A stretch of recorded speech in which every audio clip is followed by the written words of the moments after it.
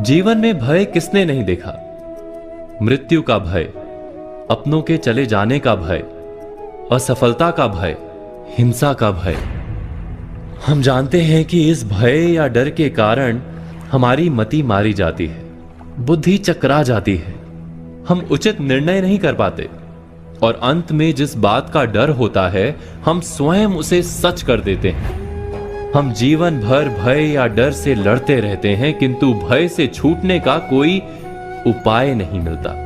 किंतु क्या हमने डर के विषय में विचार किया है? डर वास्तव में क्या है? जिस बात का हमें डर होता है, क्या वास्तव में वही डर का कारण होता है, या डर हमारे मन का भाव मात्र है जिसका वास्तविकता के साथ कोई संबंध नहीं?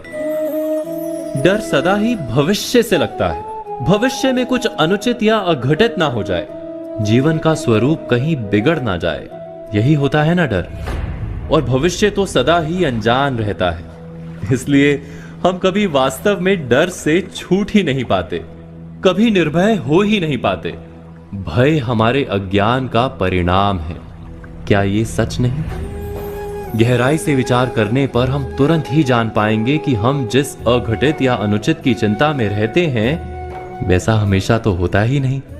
भविष्य का क्रम तो हमारे डर से अनजान अपने मार्ग पर चलता रहता है। भय के कारण भविष्य नहीं बदलता, केवल हमारा मन रोग से भर जाता है। किंतु हमारा मन यदि स्वस्थ रहे, हृदय यदि स्थिर रह पाए, तो हम संकट को पराजित कर सकते हैं और जीने का सुख प्राप्त कर सकते हैं। भयभीत मन सुख मिलने पर भी भोग नहीं सकता।